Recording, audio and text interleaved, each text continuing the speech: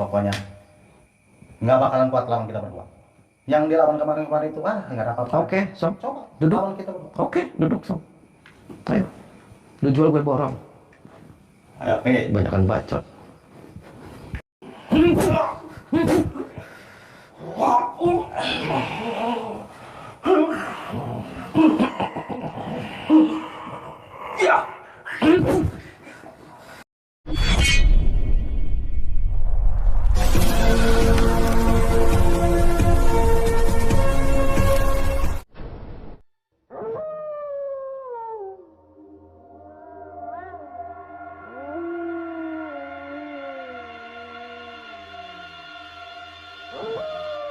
Assalamualaikum warahmatullahi wabarakatuh.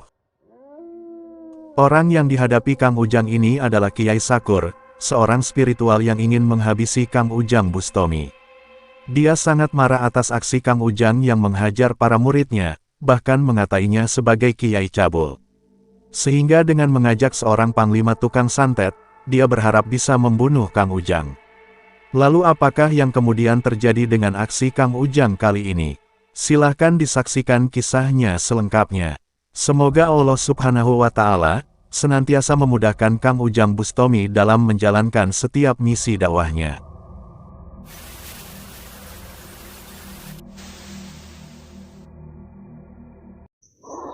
Allahumma sholli ala Muhammad ya Rabbi sholli alaihi wasallim. Allahumma sholli ala Muhammad ya Rabbi sholli alaihi wasallim.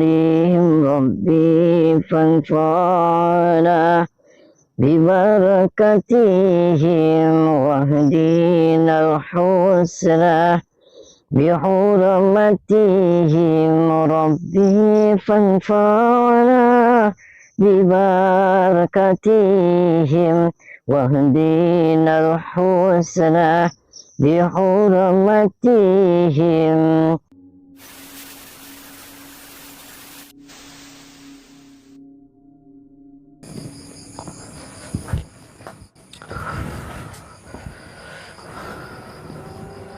Wah, masih lagi nyerang, baik.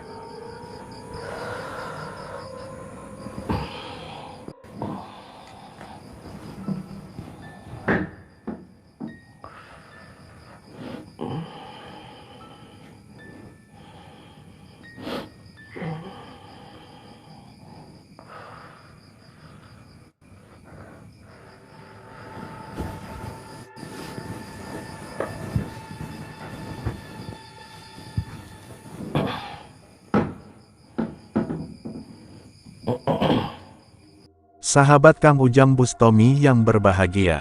Video ini adalah ketika Kang Ujang ditantang duel Kiai Sakur, seorang spiritual yang marah karena dituduh sebagai Kiai Cabul. Dia memanggil teman dukunnya yang adalah Panglima Santet Gunung Kawi, untuk bersama-sama menghabisi Kang Ujang Bustomi. Kisah ini bermula dari Kiai Sakur yang mendapat cerita dari para murid dukunnya, bahwa mereka telah dihancurkan Kang Ujang Bustomi, ketika sedang melakukan praktek perdukunannya. Mereka yang memang biasa melakukan ritual perdukunan dengan banyak perempuan, dihajarnya hingga remuk tak berdaya.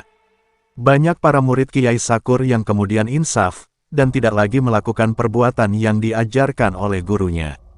Karena menurut Kang Ujang, praktek ritual cabul yang dilakukan sang para dukun sangatlah bejat dan terhina. Hendaknyalah para dukun itu menyembah Allah, dan menempatkan para perempuan di tempat yang mulia.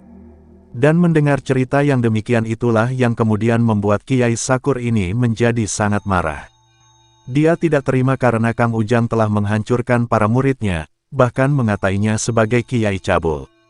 Sehingga kemudian, dia menghubungi Kang Ujang Bustomi.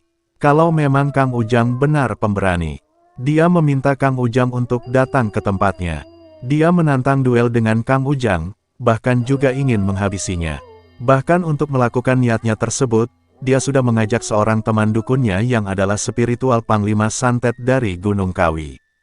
Dan ditantang Kiai Sakur yang demikian. Sedikitpun Kang Ujang tidak merasa gentar. Sehingga beberapa waktu kemudian, Kang Ujang mendatangi rumah Kiai Sakur. Namun ketika Kang Ujang sampai di rumahnya, ternyata ada seorang muridnya yang sengaja menghadangnya. Sehingga terpaksa, Kang Ujang harus berduel dan menghajarnya.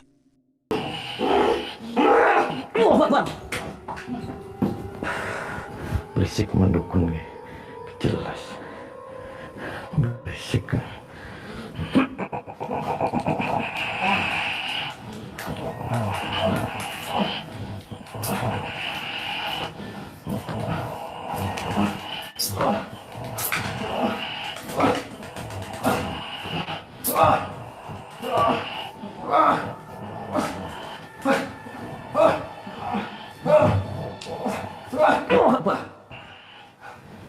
Bangun.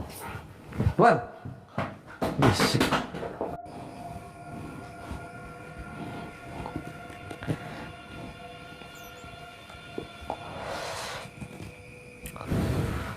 Assalamualaikum.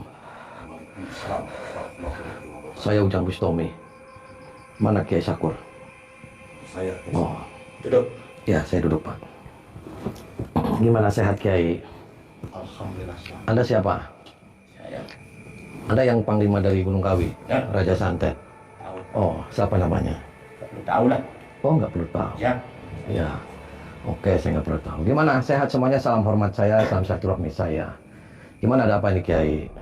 Kamu saya panggil sebulan yang lalu. Kenapa kamu baru sekarang datang ke sini? Ya, mohon maaf Kiai, karena satu, saya juga banyak kesibukan. Terus juga saya juga kan di rumah, banyak sekali acara, kegiatan, apalagi ini menjelang Isra Mi'raj gitu Kiai. Mohon dimaafkan saya. Yang penting saya sudah datang, saya memenuhi undangan Anda, dan juga itu dari teman Anda yang dari Gunung Kawi. Mungkin kamu itu takut apa gimana?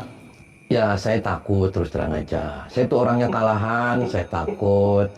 Terus saya sih nggak punya apa-apa. Saya panggil itu sebulan yang lalu. Ya, mohon Kenapa maaf. kamu baru sekarang ini datang? Ya, maksudnya saya sudah datang. Kan tadi saya mohon maaf yang sebesar-besarnya. Lambat ini, udah lambat. Sekarang begini, Iya, gimana Kiai? kamu memojokkan kiai, dukun santet, dukun cabul. Terus kamu itu gimana? Maksudnya memojokkan gimana dukun santet, dukun cabul? Di konten-konten kamu itu. Iya, Kiai. Selalu memojokkan kiai, kiai cabul lah. Terus dukun, dukun santet, dukun cabul. Ya, Kamu itu emang udah merasa jago apa gimana? Ya, saya sih nggak ngerasa jago, Kiai. Saya tidak pernah menyinggung siapapun. Saya belum pernah saya mengatakan Kiai itu cabul. Saya belum pernah. kalau dia ilmunya belum seberapa dia mah. Nih, aslinya tahu. Ya, saya tahu Anda orang hebat, Anda orang kuat.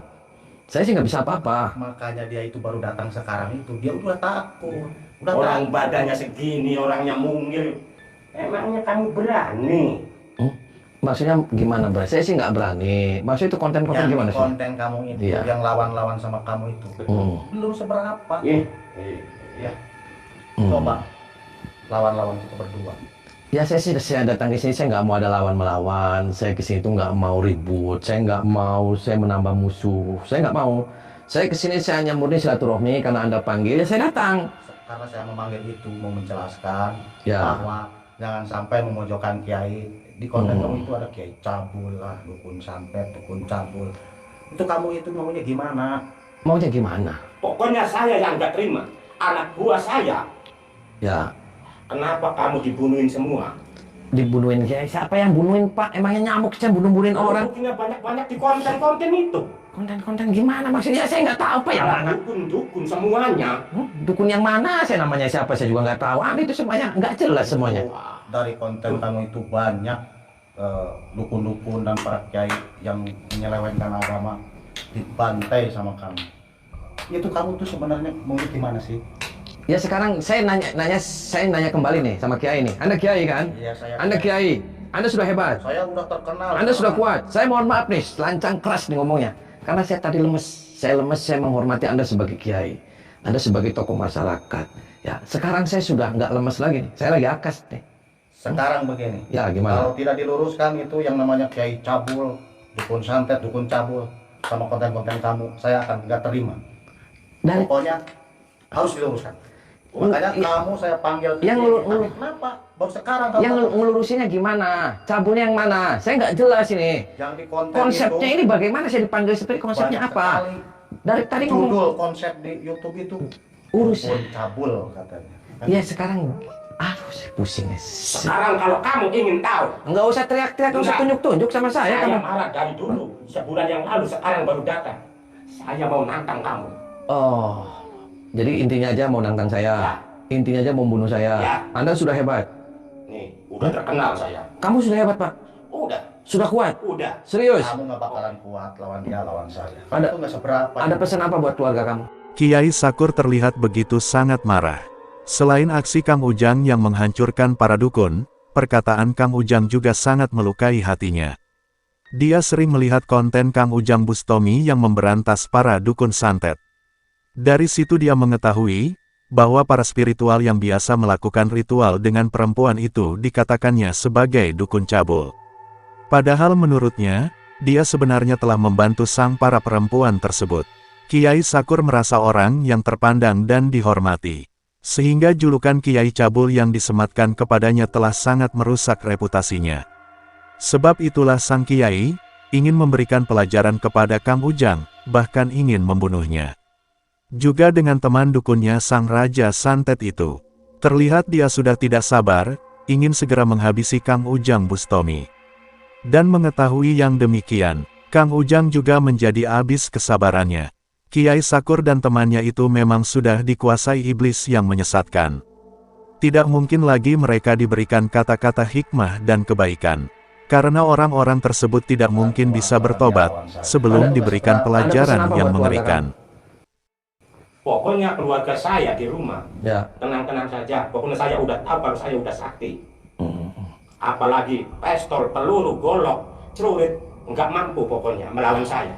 Oh, udah hebat berarti ya? Ya, Serius? serius. Kamu nggak bakalan kuat terus. Nggak nyesel? Ngelawan kita berdua. Nggak bakalan Ngapain orang sakti nyesel? Ya kamu sana aja, pulang aja ke Gunung Kawi, ngapain jauh-jauh datang ke sini? Kamu hanya pengen gali kuburan aja kamu di sini. Walau karena saya ingin tahu ilmu kamu seberapa. Oh, begitu. Ya, Nggak nyesel nih? ngapain saya nyesel nih? Serius? Orang sakti nih. Tahu? Oh, mau kuburan apa rumah sakit nih? Saya kenceng nih. Oke. Pokoknya nggak bakalan kuat lawan kita berdua. Yang dilawan kemarin-kemarin itu nggak ada apa-apa. Oke, Som. Coba Duduk. lawan kita berdua. Oke, duduk, Som. Ayo. Udah jual gue borong. Ayo, oke. Banyakan bacot. Untung aing untung.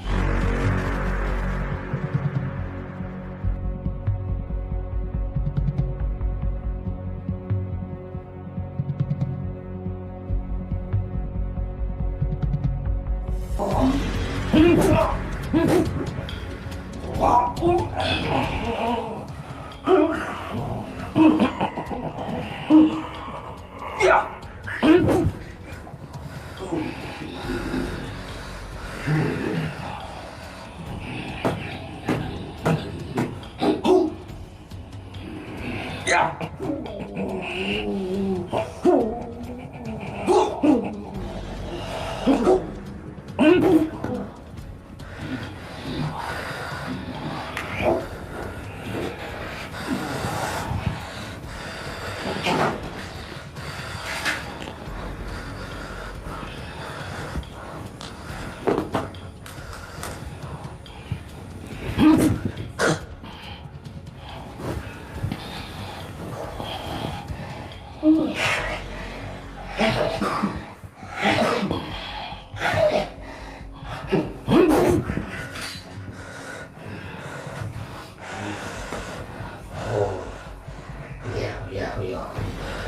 Ini semua kesana.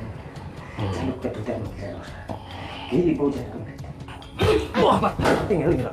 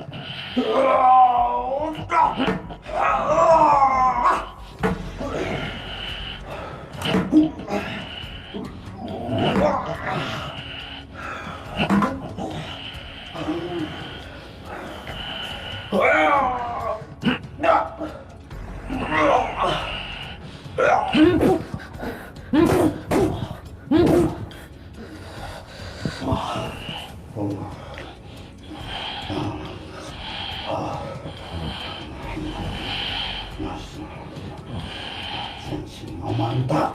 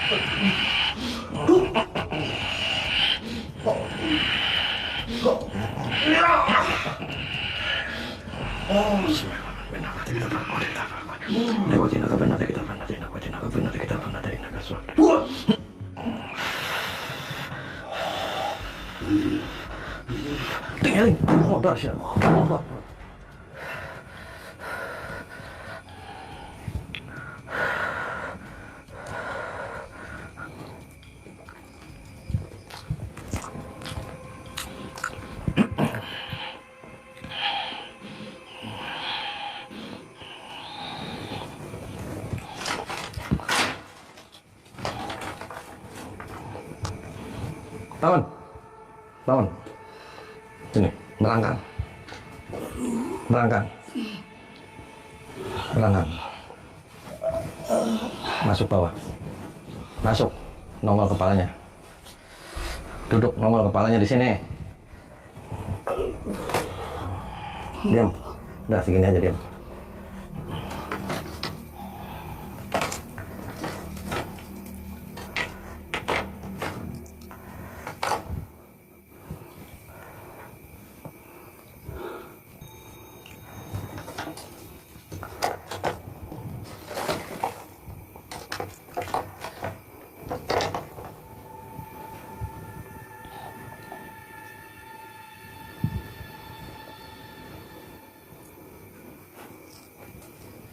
Makan. Makan.